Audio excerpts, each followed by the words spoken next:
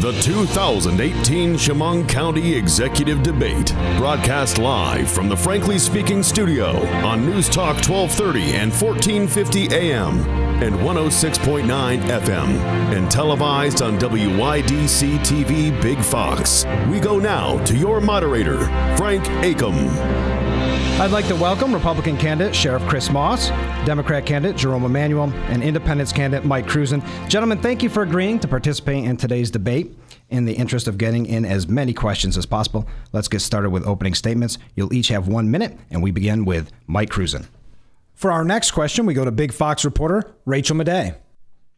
So for this question, we're going to start with Democratic candidate Jerome Emanuel. The Chemung County Executive and Legislature recently voted themselves a pay increase.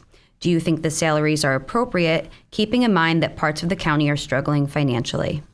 No, I don't think it's appropriate at all. I mean, you know, we do have one of the worst economies in the state. I mean, that's not even arguable.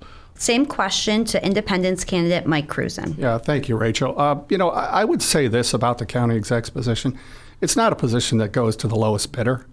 It's a position that should go to the person with the most experience. I by no means am embarrassed to tell you that we pay our department heads appropriately and competitively, and that's how we keep good quality people working in Chemung County.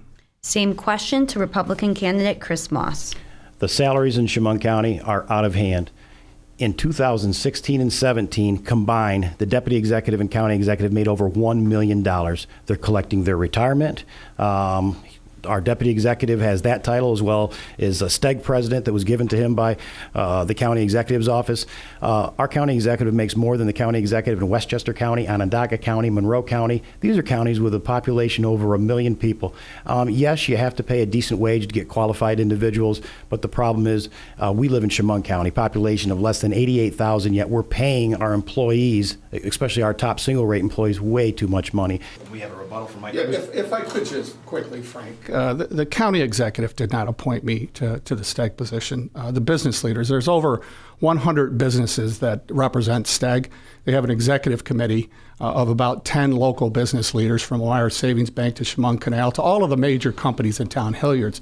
They asked me if I was interested in taking a look at that job. And quite frankly, I took a look at that job, accepted it, and we've gotten nothing but good results. So, you know, I do collect my New York State pension. I will continue to do so. But that $150,000, again, will save taxpayers $45,000 per year. Thank you. Oh, we have another rebuttal from Chris Moss. Yep, that is inaccurate. I was on the 5th floor of the Hazett building when the county executive met with the legislative chair, Donna Draxler, and talked about getting rid of George Minor and giving Mike Cruzen the job. And obviously he was going to collect that salary and then file for his retirement. What is your opinion of the proposed sales tax allocation plan? This next question is first for Republican candidate Chris Moss. The question is, how important is it to continue to support the First Arena? This is a consistent email that we received. What is your position on consolidating police departments? So for this question, we're going to start with Independence candidate Mike Cruzen. Do you feel there is a need to repair the county's relationship with Elmira? If so, how can that be accomplished? Let me also suggest this to you. Some of this is born out of just pure politics. We're in the middle of an election cycle. There's 2 council people that have contributed to my campaign. There's one that said he would endorse me.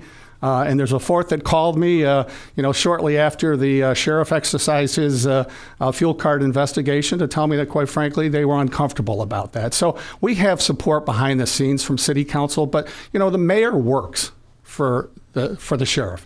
He works in the jail, and I think a lot of the problems we have right now are born from that relationship right there. The county's relationship with the city of Elmira was poor when they were under Democratic leadership in Sue Skidmore. That relationship has gotten no better, and it's not bumps in the road. They're huge potholes. The relationship is just as bad with Dan Mandel, who, by the way, was the pick of Mike Cruzen and Tom Santulli to run for mayor. The relationship hasn't improved. The common denominator in that relationship is the county. It's that simple. Yes, I have Dan Mandel is a friend of mine. Yes, he works at the jail. I readily admit that. Yes, he's donated to my campaign. Thank you. That concludes the 2018 Chemung County Executive Debate. Thank you to everyone for joining us, for listening. For Rachel Midey and myself, thank you for listening and watching. And remember to vote November 6th.